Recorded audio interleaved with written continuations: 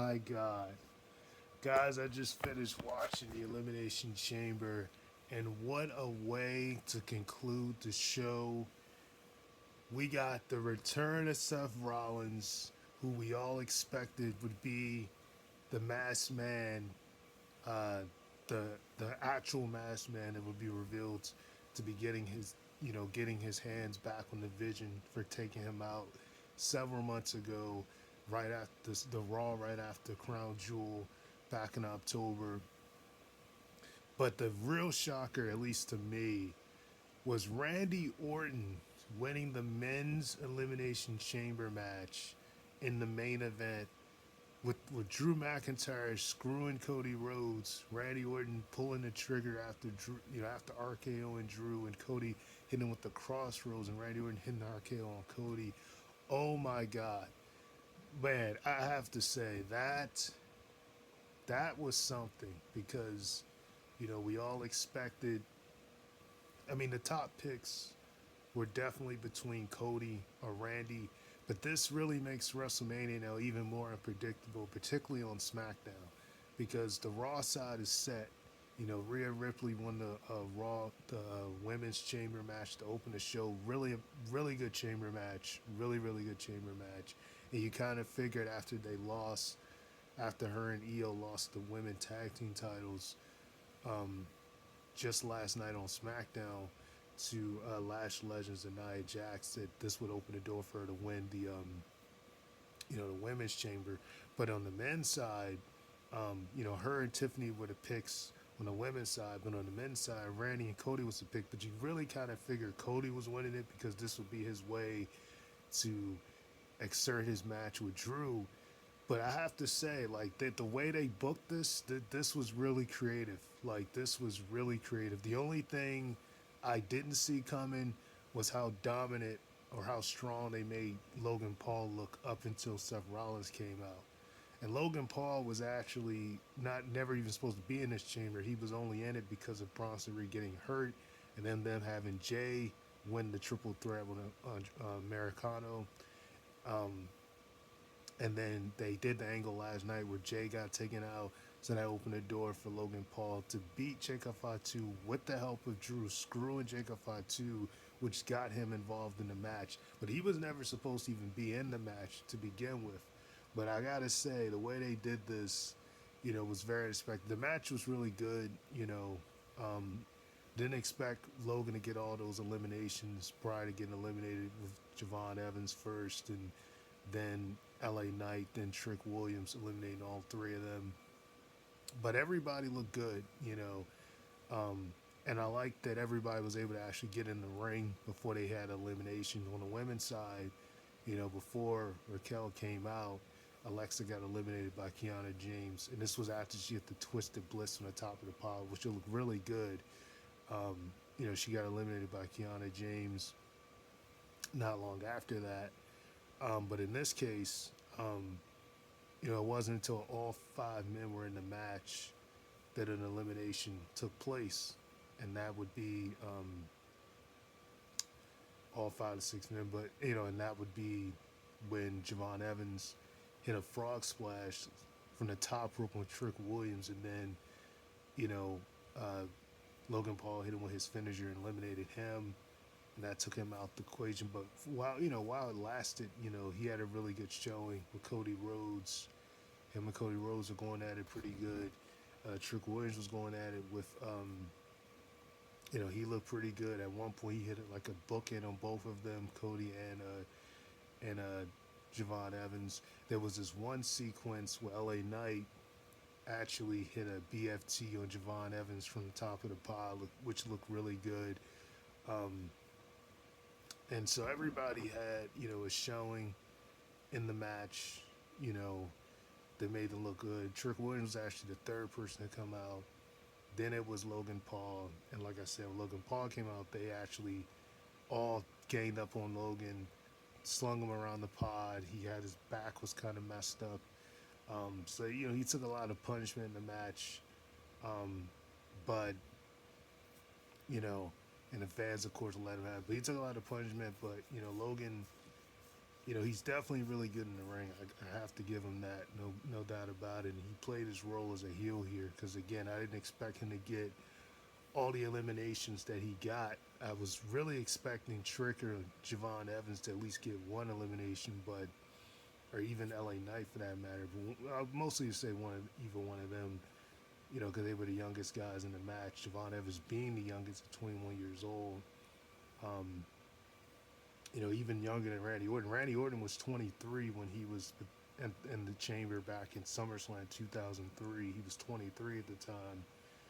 And Javon Evans is even younger than him. But, you know, they had a good showing, during the match. And, like I said, Logan Paul eliminated Javon Evans after he lasted for a really good while.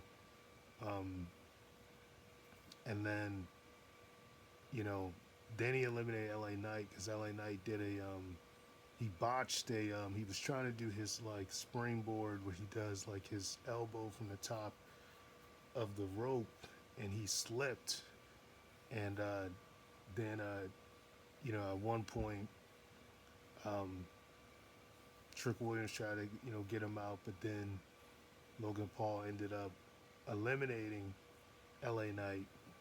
And then, just when Cody hit the crossroads on Trick Williams, Logan slung him onto the turnbuckle and eliminated Cody Rhodes. Eliminated Trick Williams. And then at that point, just when it looked like, Logan was on a roll, like he was on the verge of maybe, breaking out in the chamber.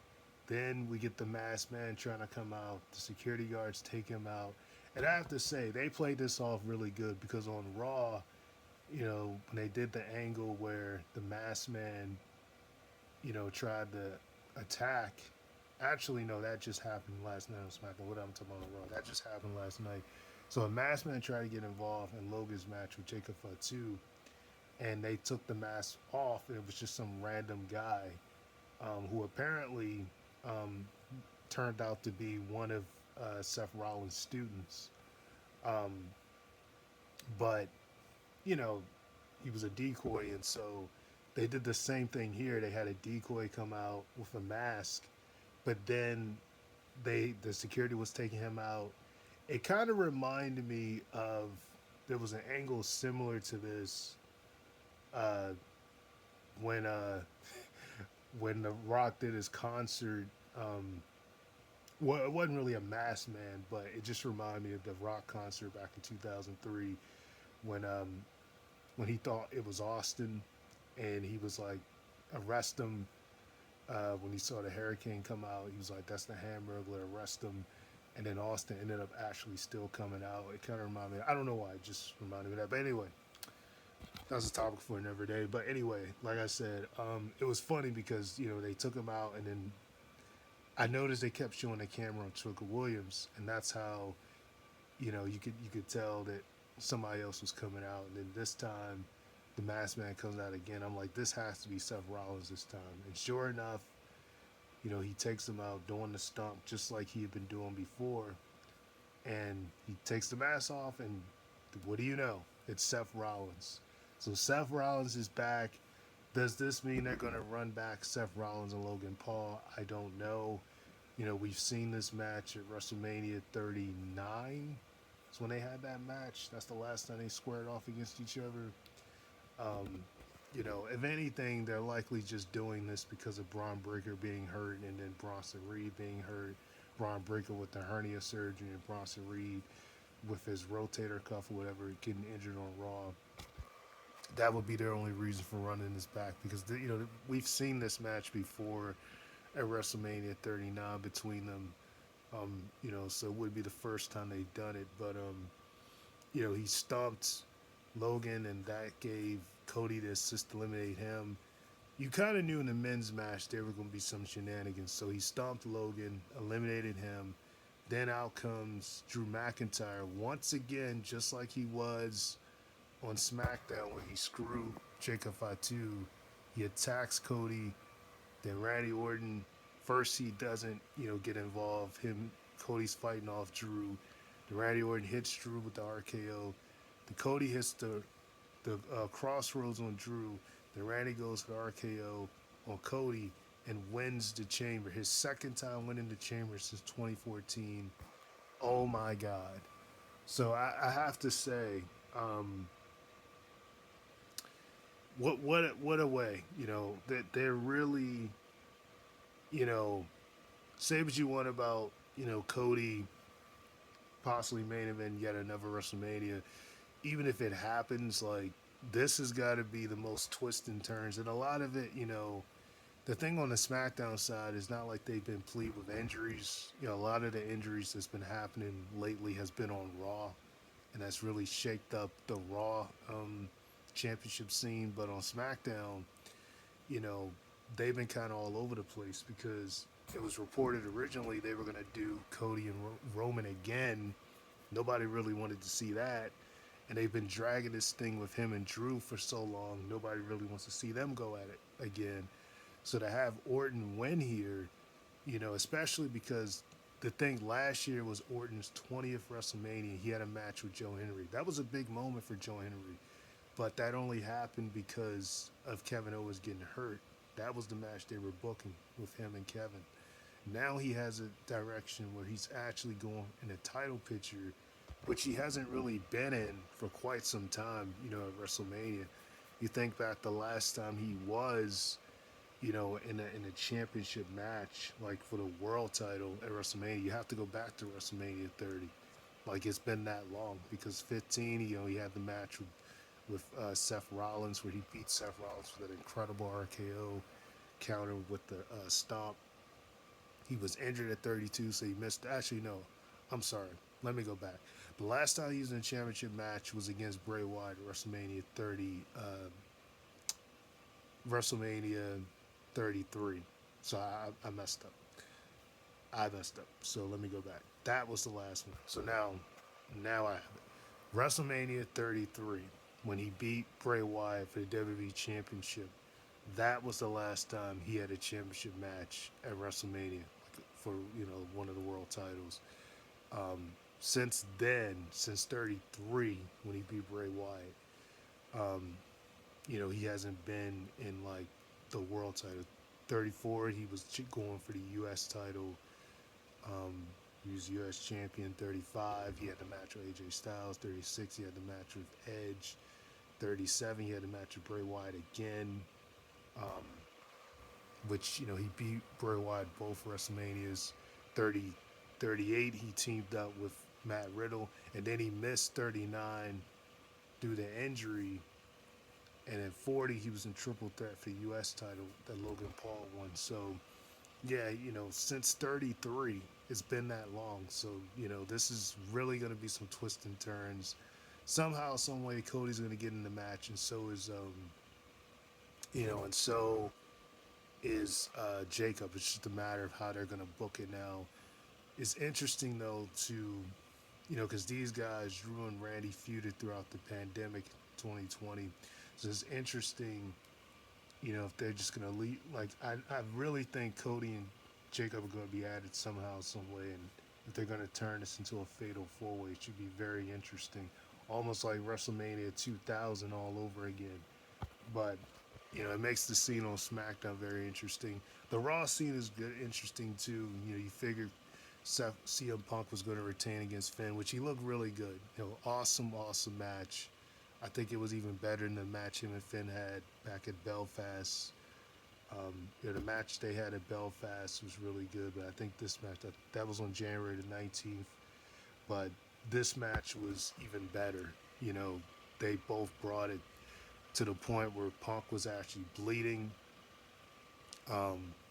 in the lips and in the kind of in the face a bit.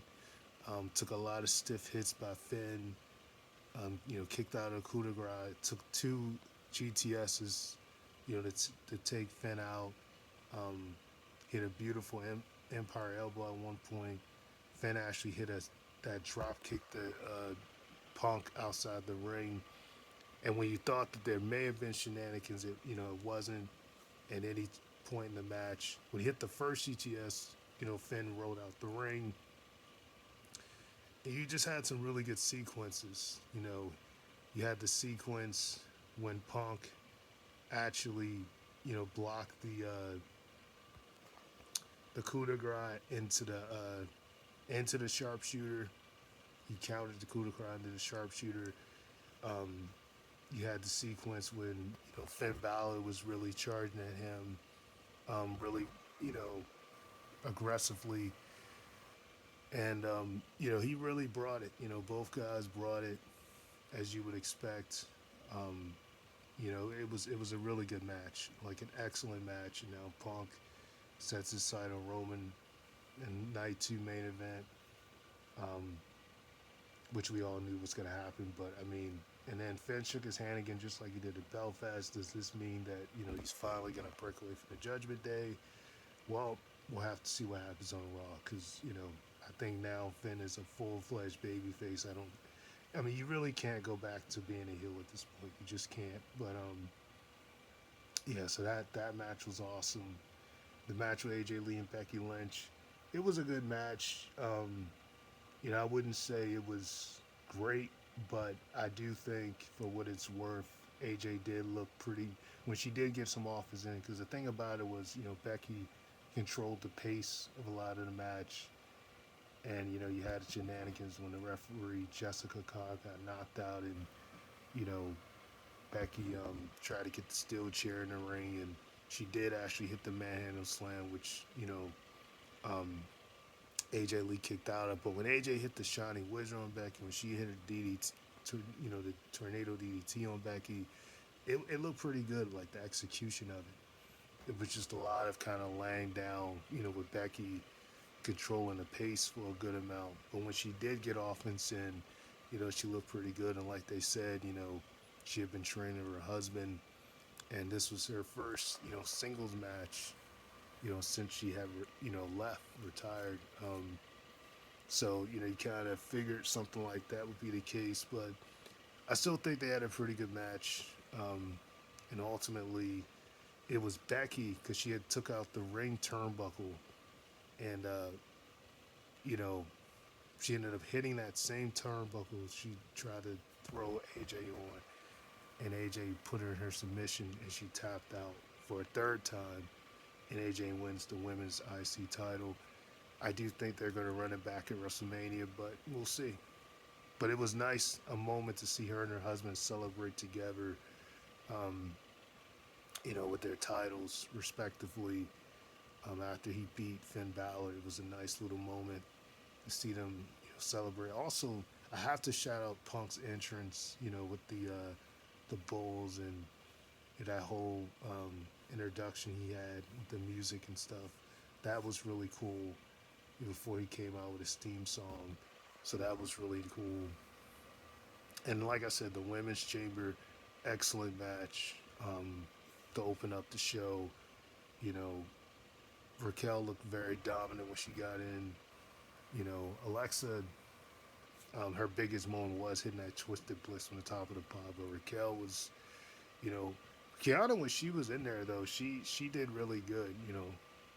Like they, everybody expected her to get eliminated first, but that's not what happened. But she looked pretty good, and likely the underdog in the match. But Raquel just dominated. When she got in, she really just dominated, took everybody out. She just completely dominated. You know, and hit the Tahala bomb and actually uh, pinned both Asuka and um, Kiana at the same time. I forgot to mention that the reason Alexa got eliminated was because Asuka blew the green mist on Alexa, and then Kiana went for the roll up. That's how she got eliminated. Because when Asuka first got in there, the crowd was chanting for Asuka, because she was really, she's one of the best strikers in the game. She was striking everybody down, and the biggest moment came when Raquel actually hit the bulldog um, on Kiana through the pod. I mean, that was just insane. Um, but yeah, awesome match to open the show. Um, But yeah, really good match. But I mainly just want to talk about Orton winning the Chamber. You know, so I have to talk about the show. Really good show. The Cyril Play Wrestle Flex. Really great show. Um, I don't think any match was particularly weak. I definitely think it was all good, but that's pretty much it, guys. So really, that's the flex. Like I was trying to tell you guys, whenever WrestleMania is running wild, as they say, finally getting some steam. Signing off.